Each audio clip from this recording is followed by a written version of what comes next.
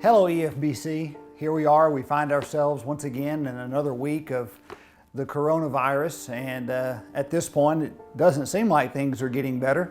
However, I want to encourage you that things are getting better because God is still at work and He has purpose in all of this and He can be trusted. As a matter of fact, I would like to just read a passage of scripture with you. It's Psalms 40. I'm not going to read the whole thing. It's lengthy, but I do want to read just a few verses out of Psalms 40. David writes, "I waited patiently for the Lord. He inclined to me and He heard my cry. He drew me up from the pit of destruction, out of the miry bog, and He set my feet upon a rock, making my steps secure. He put a new song in my mouth, a song of praise to our God. Many will see and fear and put their trust in the Lord."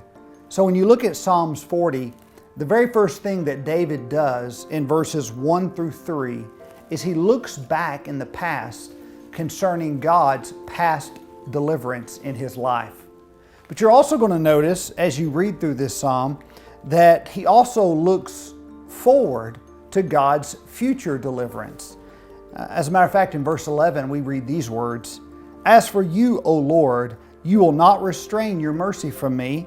Your steadfast love and your faithfulness will ever preserve me."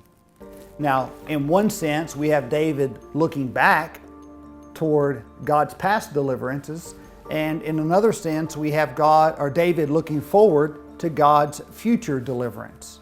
Now, why is it important for David to look back and to look forward? Because of where he is in the present.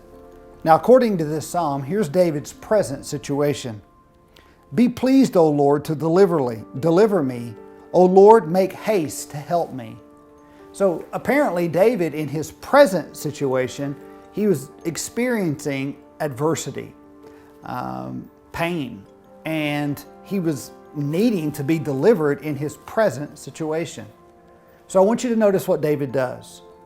In order to find solace in his present situation, in order to find hope in his present situation, he focuses on God's past deliverance and on God's future deliverance. With that, I would like to ask you a question. How do you process your adversity? I mean, all of us are going through some type of adversity right now. And just as your pastor, how are you processing that? You know, some people, they internalize everything. They don't really talk about it. And and it begins to chew on them. They become anxious. They think about what needs to be done, but yet things are out of their control. And the next thing you know, they're just overcome with anxiety. Well, let me encourage you in your present adversity, let me encourage you to process it biblically.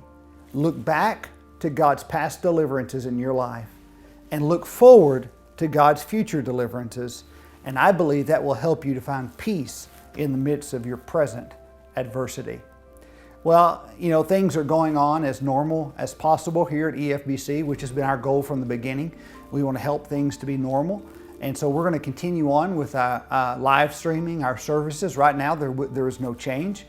We are still going to have our regular services and our Wednesday night Bible study.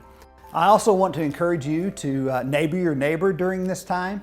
I know we are continuing to practice social distancing, and I know that even our own city has tightened our restrictions as it relates to interaction with other people, but there are creative things that we can do. I was walking through my neighborhood the other day and I saw where someone had taken chalk and they wrote scripture on their driveway. And you know, you could do the same thing. Get some chalk art and write some scripture on the sidewalk or on your driveway. Who knows who may see that? A lot of people are out walking. Another idea might be to maybe get a few groceries or some bathroom items or whatever it may be and put them in a bag with a card and just set them there at your neighbor's door, just letting them know that you're praying for them and that if they have any need, that you're there to help support them. And so just creative things that we could do, sending out letters to people, making phone calls. So let me encourage you to do that. Again, I'm so thankful for our deacons. They've been working tirelessly to help us as a staff to make sure that we're ministering appropriately to our congregation. Please know that I love you, and we are praying for God's will to be done on earth as it is in heaven. God bless you, and I'll report back next week.